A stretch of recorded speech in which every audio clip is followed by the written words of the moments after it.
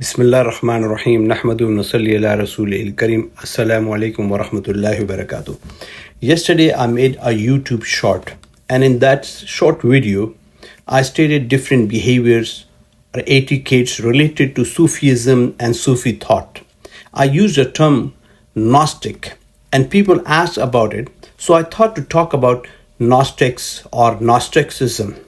In Islam, a Gnostic is generally referred to as Arif Billah, which translates as the one who knows Allah, one who knows God.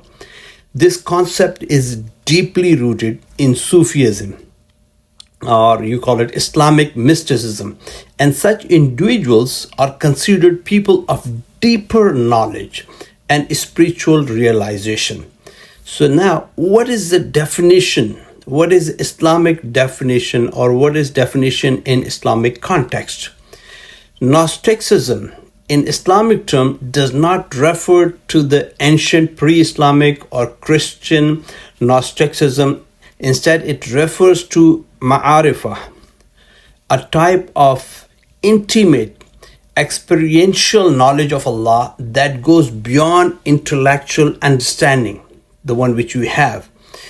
A Gnostic in Islam is someone who has attained ma'arifah, the direct recognition of Allah subhanahu wa ta'ala through deep spiritual awareness and purification of the heart.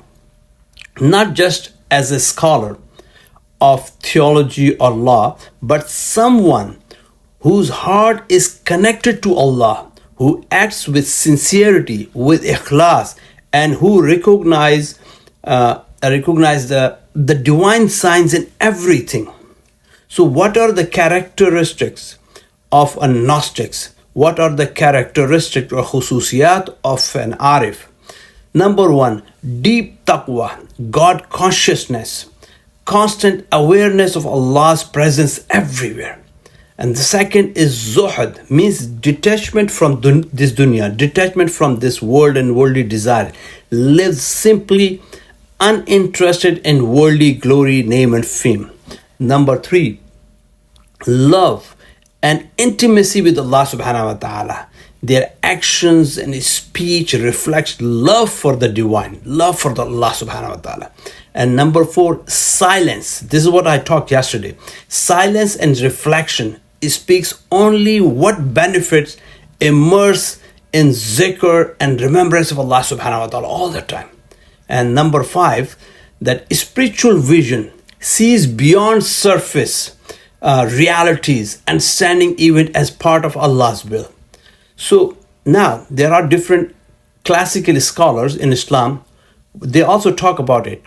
It's like, for example, Imam al-Ghazali, he spoke of ma'arifah as the highest form of knowledge. It's not just knowing about Allah, but knowing Him through the heart.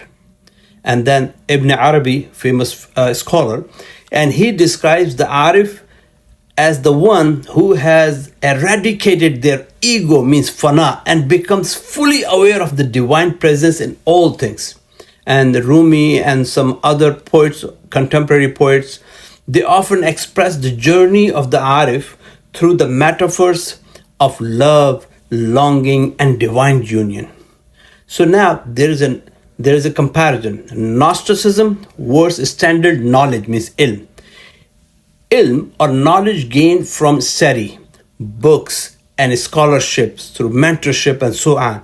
Ma'arifah, knowledge gained through inner experience, a spiritual struggle and nearness to Allah subhanahu wa ta'ala. Both are essential in Islam. But ma'arifah is considered a gift and is not granted without sincerity and effort.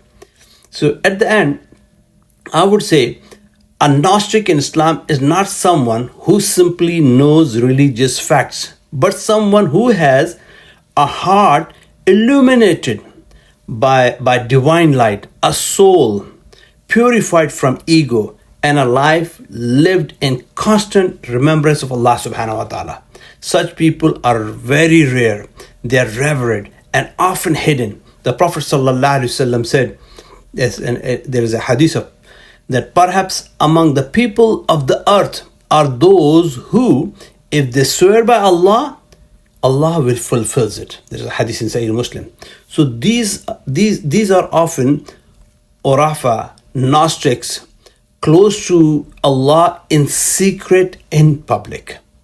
So may Allah subhanahu wa ta'ala give us understanding to recognize Allah subhanahu wa ta'ala, and give us understanding of His orders, and give us tawfiq to practice upon it, regardless which pattern we follow. Wallahu alam bisawab.